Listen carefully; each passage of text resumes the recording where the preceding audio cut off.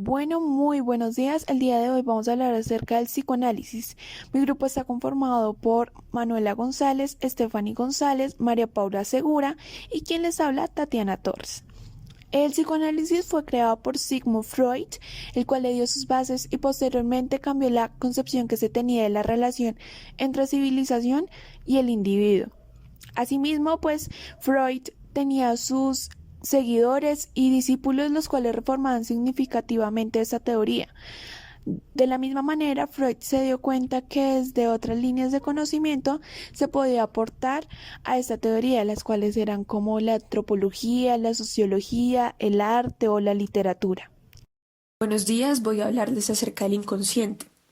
Bueno, el inconsciente es una de las contribuciones más significativas de Freud en la época moderna, dado que en la época del romanticismo se apodera ese estado de inconsciencia, donde la razón no tenía lugar, era más que todo la irracionalidad la que se daba en esta época.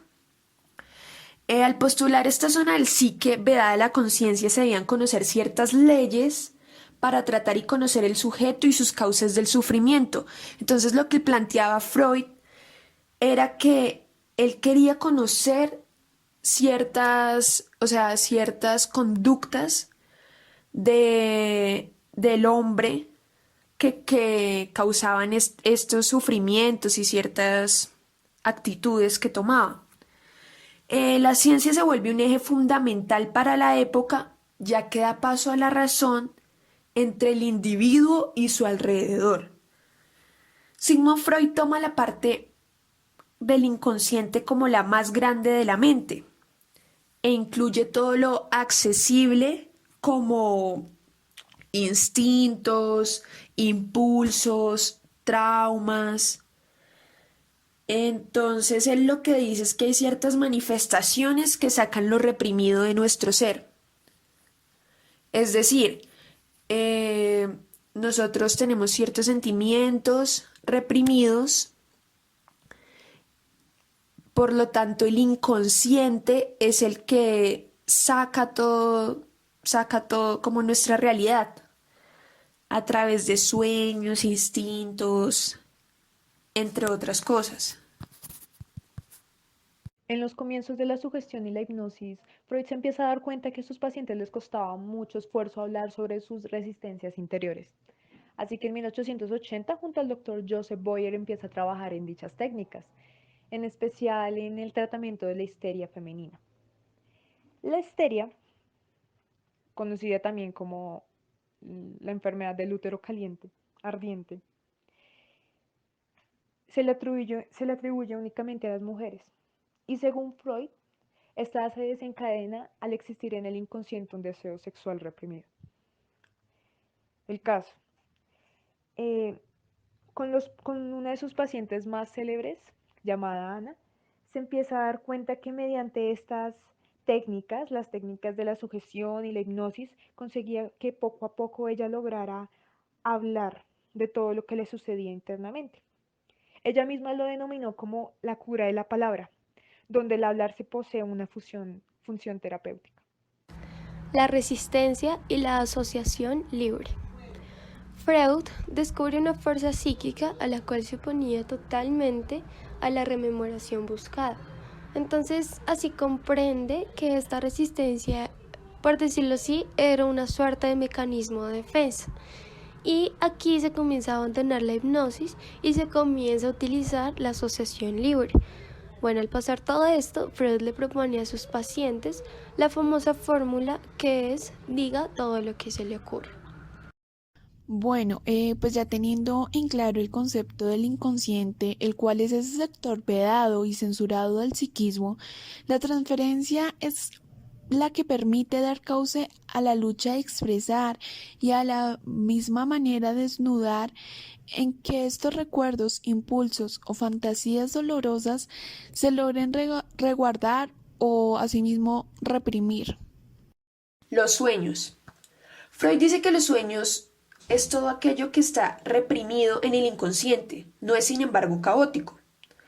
En su obra maestra La interpretación de los sueños, Freud propuso la formulación de estas leyes que constan de 3 instancias. La primera es el consciente, la segunda el preconsciente y la tercera el inconsciente. Por lo tanto, todo lo que soñamos, mejor dicho, los sueños, son la vía regia de acceso al inconsciente. El deseo reprimido se disfraza hasta hacerse irreconocible mediante diversos procedimientos como el desplazamiento. Freud trabaja la hipótesis de la censura del deseo.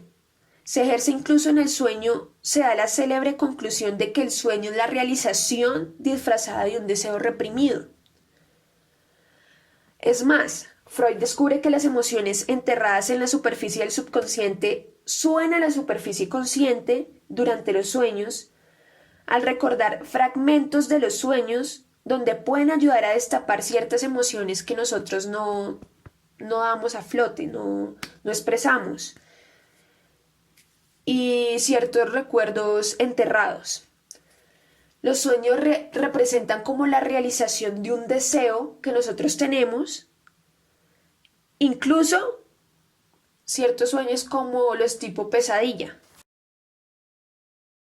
3 ensayos sobre la teoría sexual es una obra clásica y en su momento escandalosa de Freud, donde habla de la existencia de una temprana sexualidad infantil. Asimismo, borra también fronteras entre la sexualidad normal y la patológica. Con esto él quiso afirmar que cualquier manifestación de la sexualidad adulta recoge a su vez las determinaciones inconsecuentes de la infantil. Freud señala que la interacción entre consciente, preconsciente e inconsciente está en función de una energía innata que él denomina pulsión. La pulsión se puede confundir con el instinto, pero son cosas completamente diferentes, ya que el instinto es heredado, ¿sí? Es propio de la especie y logra saciar sus necesidades. En cambio, las pulsiones siempre están en la búsqueda del placer y nunca logran saciarse. Eros y Tánatos.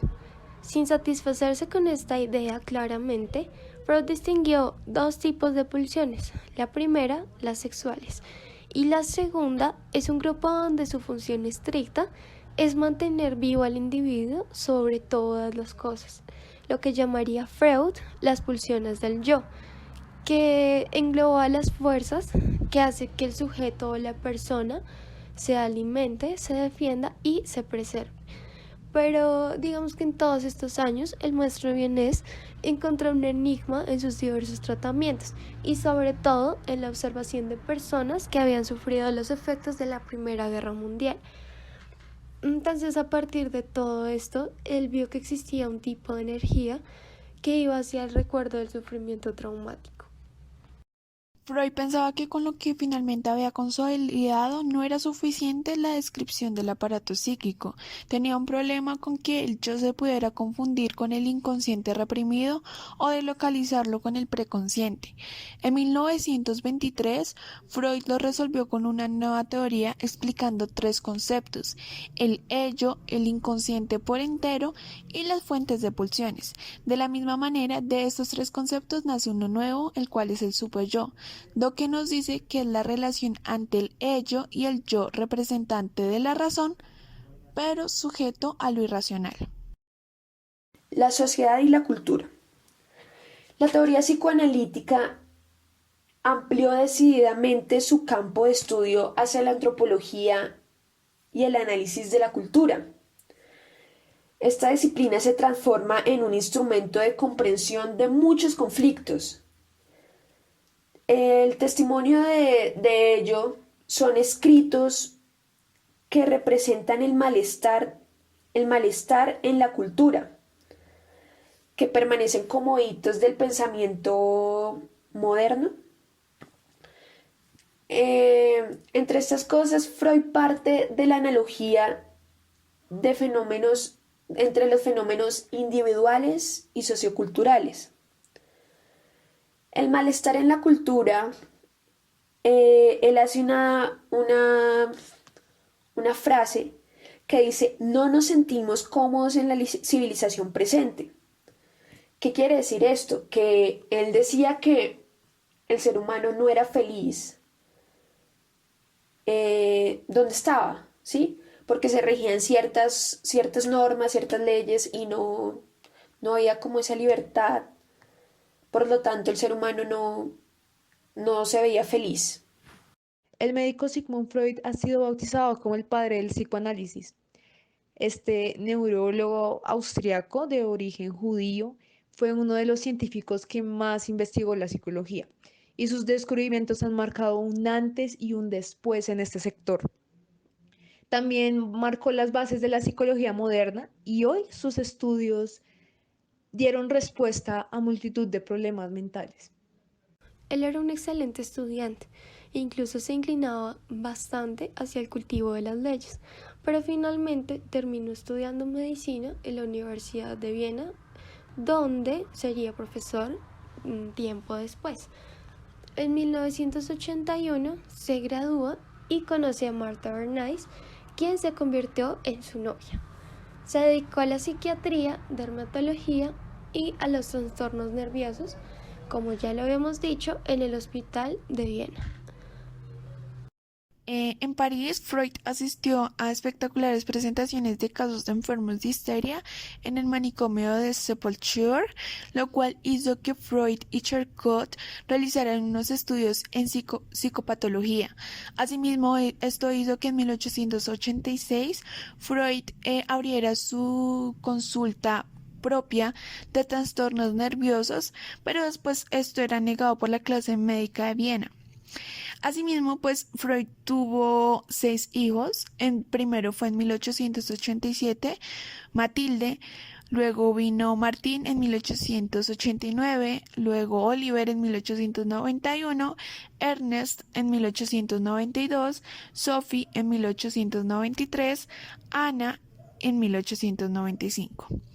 Podemos decir que solamente Ana fue la que siguió la misma línea de estudios que su padre. Bueno, en el año 1982 fueron los inicios de Freud en Viena, donde se relacionó con un doctor llamado Joseph Breuer, que también investiga trastornos como la histeria. Ese mismo año Freud logró firmar en las parálisis y otras de sus manifestaciones la histeria, que se comporta como si la anatomía no existiera o como si ella no la conociera en absoluto. En el año 1895, él habla sobre la raíz sexual de esta afección. Por lo tanto, él deja de utilizar la hipnosis para inclinarse por una nueva técnica, o bueno, por una nueva técnica, no, por el uso de la técnica de la asociación libre. Después de que su padre muriera, Freud empezó a apuntar a las primeras ideas sobre el complejo de Edipo.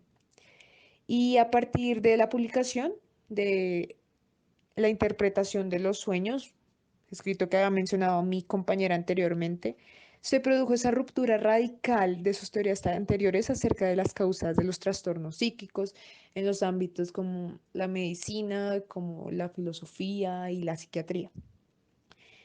También la aparición de sus escritos como Psicopatología de la vida cotidiana y 3 ensayos sobre la sexualidad hicieron crecer su hostilidad, algo que lo llevó a trabajar en lo que él nombró como espléndida soledad.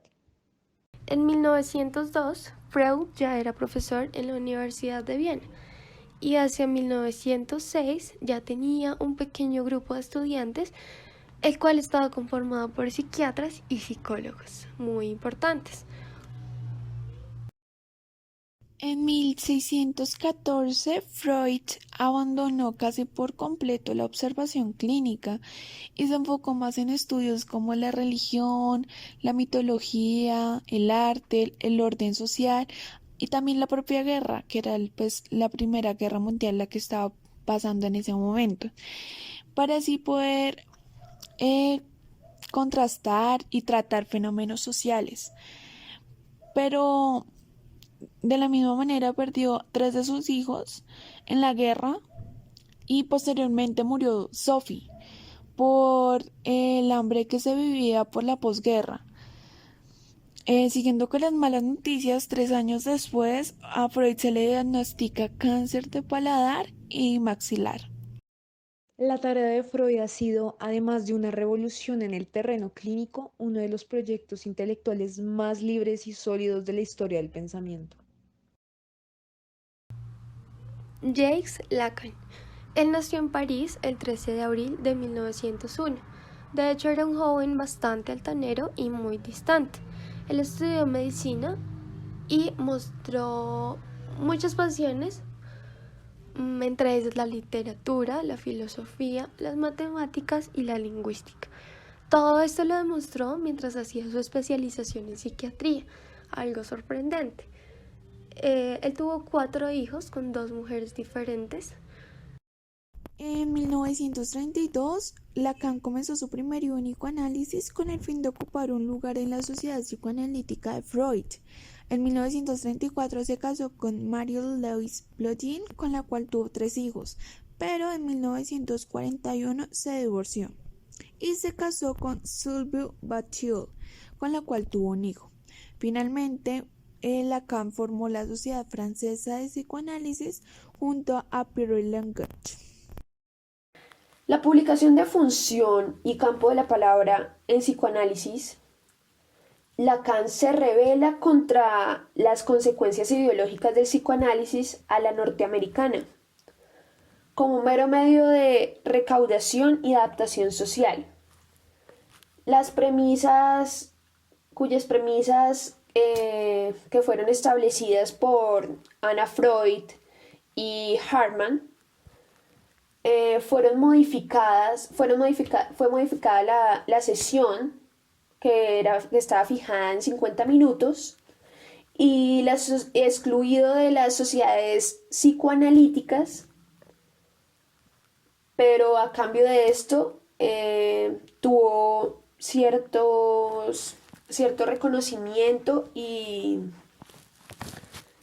se ganó como la aceptación del público. Lucha institucional y cambios en el psicoanálisis. En realidad, Lacan replanteó los conceptos psicoanalíticos bajo el prisma del estructuralismo antropológico de Claude Lévi-Strauss y de la lingüística heredera de los principios de Ferdinand de Saussure. Y así, de esta manera, vuelve a vincular el psicoanálisis con el pensamiento de su propia época. Él también dictó influyentes seminarios hasta el día de su muerte, que incluso fue en 1981, el 9 de septiembre. Pero antes de su muerte, él sufre un accidente el cual no lo deja del todo bien y decide fundar la Casa Freudiana. En 1963, Lacan fundó la Escuela Freudiana de París. Aquí él intentó equipar el psicoanálisis de un estatus mucho más científico y nuevas cuestiones como la castración, el complejo de Edipo, su carácter cultural o estructural, interrogantes sobre la necesidad o incidencia de este culto a la figura paterna fueron el necesario objeto de pensamiento y discusión de Lacan y su escuela de pensamiento. Anna Freud nació el 3 de diciembre de 1895 en Viena. Ella tenía una relación muy cercana con su nana. Ana era una chica reservada y tímida. Tenía intereses en asuntos del espíritu, del alma y de la psique. A los 14 años comenzó a presenciar debates de la Sociedad Psicoanalítica de Viena, lo cual la formó y la volvió como un nuevo discípulo de Freud. Sin embargo, en 1917 se graduó como profesora de primaria y duró trabajando como docente hasta 1922. En ese mismo año entró en la Sociedad Psicoanalítica de Viena. Rival de Melanie Klein. En el año 1927 se publicó una obra fundamental cuyo nombre es El tratamiento psicoanalítico de niños, donde exponía teorías sobre la influencia del medio en el crecimiento del niño. Por lo tanto, su terapia de juego, al ser nombrada directora del nuevo Instituto del Psicoanálisis de Viena, su rival Melanie Klein emprendía la reestructuración teórica de la obra freudiana. Ese mismo año formó el Kinderseminar, destinado a formar terapeutas capaces de aplicar los principios del psicoanálisis a la educación infantil. La vida de los Freud cambió radicalmente en 1938, luego que poco antes de la anexión de Austria al Tercer Reich, la casa de Sigmund fue saqueada y Ana, pues posteriormente fue arrestada. El cautiverio duró como 3 meses, en los cuales, a pesar de que su fama les había dado cierto estatus, cierto respeto, los Freud decidieron mudarse a Londres, lugar donde Sigmund murió un año después. Ana, erigida por engarante de la herencia de su familia, se ocupó personalmente de las publicaciones de las obras y escritos de su padre. Y ya después, en 1982, Ana sufrió un ataque cerebral donde perdió su habla y su motricidad, y poco tiempo después, ese mismo año, murió. Melanie Klein. Ella fue una de las más importantes de las continuadoras femeninas de Freud. Nació en Viena el 30 de marzo de 1882. Su padre era médico y pertenecía a una familia judía bastante religiosa. Ella fue la tercera hija y de hecho no fue deseada del segundo matrimonio de su padre. Se comprometió bastante joven, a los 17 años, con un amigo de su hermano, Arthur Klein, en 1903. Bueno, aunque se divorció en 1926, Melanie quiso conservar ese apellido con el que más tarde firmaría toda su obra. En 1914 murió la madre de Melanie. Esto generó una fuerte depresión, haciéndola asistir a un tratamiento psicoanalítico. Este tratamiento hizo que Melanie se interesara en los sueños y en la psicopatología sexual. En 1918 fue al quinto Congreso Psicoanalítico Internacional. Esto hizo que se interesara en el psicoanálisis de los niños. En 1922 hizo parte de la Sociedad Psicoanalítica de Berlín. En el año 1924, coincidiendo con divergencias entre Freud y Ferenczi, Klein abandona su tratamiento con este e inicia esta vez con Karl Abraham. Para Melanie Klein fue un periodo productivo en el cual expuso sus ideas acerca de las posibilidades técnicas del psicoanálisis de niños pequeños. Por lo tanto, Klein dedujo que a través de juegos y dibujos infantiles, el tratamiento podía ser posible. Tal afirmación generó un gran escándalo, pero en la Sociedad Psicoanalítica de Berlín la posición a estas ideas fue totalmente abierta. Al final, Melanie optó por dejar Alemania y a instancias de Ernest Jones se instaló en Londres, el lugar donde pues pudo fundar su escuela, que hoy en día todavía prevalece en Inglaterra. En 1932 llegó el reconocimiento y el debate con la publicación de su obra más importante, que es el Psicoanálisis de niños, que afianzó el poder institucional de la Sociedad Británica de Psicoanálisis. Importancia de los 2 primeros años de vida. Se le acusaba por darle demasiada complejidad a la vida mental infantil temprana. De hecho, algunas investigaciones realizadas en los años 70 apuntalaron la idea de que la percepción del bebé le permitía relacionarse con objetos. Entonces, a partir de todo esto, Klein introdujo entonces la teoría de las relaciones de objeto, lo cual conectó con otros 2 factores bastante importantes, entre ellos la primera, la importancia clave de los 2 primeros años de vida, y la segunda, el papel de la fantasía. Melanie desarrolló la base en la terapia de juego psicoanalítica y en 1955 se creó la asociación de Melanie Klein. Pero 3 años después murió Ernest Jones, quien era un gran amigo para ella. Afectada por esto, redujo sus actividades y posteriormente murió el 22 de septiembre de 1960 por un gran cáncer de colon y una esteroartritis progresiva.